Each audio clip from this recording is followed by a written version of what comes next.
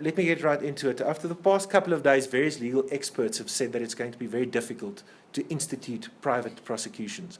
How will the process work? Just explain to us quickly how the process works. Let me first say that I agree that it will be difficult, and we said so. There will be lots and lots of challenges. Now, if you talk processes, the whole process of private prosecutions. Once the NPA is the only prosecuting authority in this country. We're not forming a parallel prosecuting authority at all. It's impossible to do. They're the only prosecuting authority. They're the first bite at the cherry of any case. So once they've decided not to prosecute, we can then have a look at that matter, and if we decide that there's merit in the matter and it should be prosecuted, we approach them for a knowledge prosecute certificate. Now, if we approach them, they have a second bite. They can then go through the facts again. Yes. And say, will they give us a nollie or not? But there's a third bite at the cherry, and that is, if we get a nollie and if we start, and we're halfway through the trial, the National Prosecuting Authority think, okay, there's a case, they take it over. So that is the process. So it's not something that we're taking over prosecution. Yes. The decision, though, is that always based on the legal facts or legal process? Or is there political considerations also given when a decision like that is supposed to be taken? No, political consideration should not play a role at all. You look at the facts of the matter, on the merits of the case. Certainly, not all matters. There will be other things. Let's say an accused is very old and sickly and so on. Then you take, on humanitarian grounds, a decision not to prosecute. That's possible. The National Prosecuting Authority developed a policy that you have to follow. Okay. And if that's followed throughout, it will be very difficult to criticize those decisions. Is there recourse to the courts if the NPA decides not to prosecute, you disagree with that decision, they do not want to give you the knowledge certificate?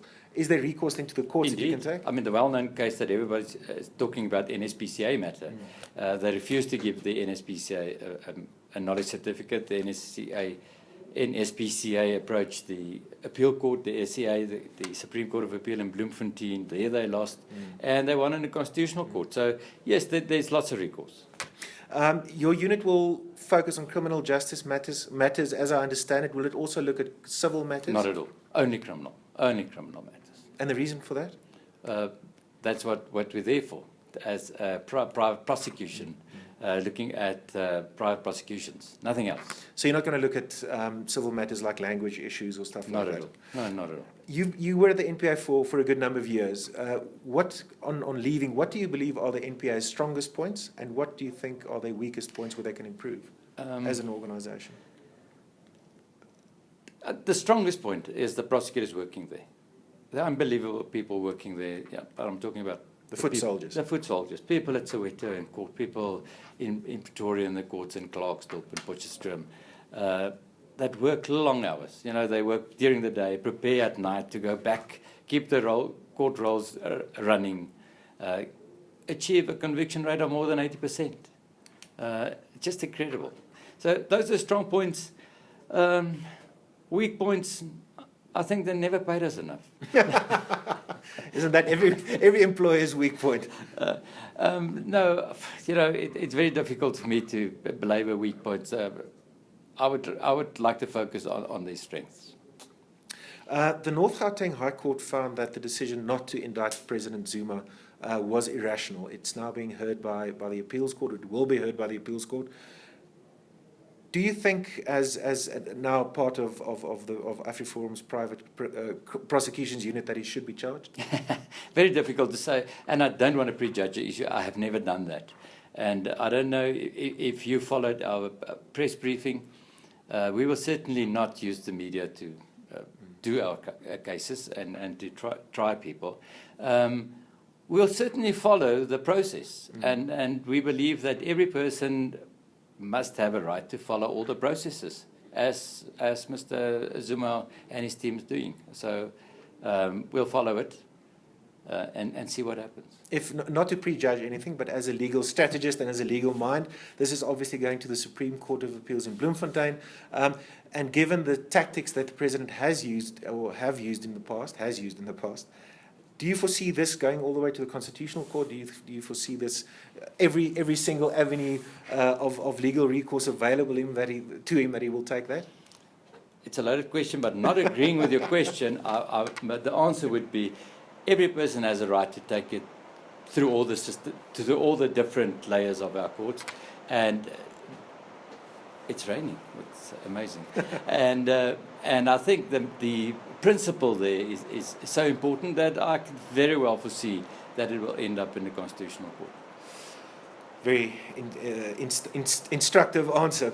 Advocate Nel, 48 hours or 72 hours ago, you were Advocate Gerrie Nel from the Department of Justice or the National Prosecuting Authority. Now you're Gerrie Nel from AfriForum. AfriForum is an organization that is involved in politics. It's especially involved around issues around safety, security, civil rights, affirmative action at all. How politically minded are you personally? Not at all. I've never had a political mandate. I don't have one now. I'm not interested in developing one at all. You see, in contemplating making the move, I really thought about all these questions and all these perceptions, and I then convinced myself that the integrity profile that I built up over a period of 30 odd years will not disappear overnight. My integrity is not for sale. My integrity as a prosecutor looking at facts is definitely not for sale. That is my history. As far as the future is concerned, please scrutinize us, follow us. I've said it everywhere. Yes, you have. And I'm repeating it here. Follow us, criticize me, and keep me on the right track. AfriForum and its leadership in court papers and during interviews in the past, and especially specifically in front of the Constitutional Court, has called apartheid a so-called historical injustice for which Justices Cameron and Vroneman heavily criticized them. The Deputy CEO of AfriForum has called apartheid a woolly concept. Do you agree with that? No. If I'm saying no, I'm saying I don't want to deal with political issues. The questions you've been asking me is the political views of AfriForum. Obviously, Mr. Kali Kriel, all the people that you mentioned will tell you and be in a much better position than I am to deal with those questions. I have only one mandate, and that's creating this unit without fear, favour, or prejudice, and without any political interference. I will go so far as to say to you now, if I received a brief, an instruction to follow a specific political line, I would not have done it and I would not have been here.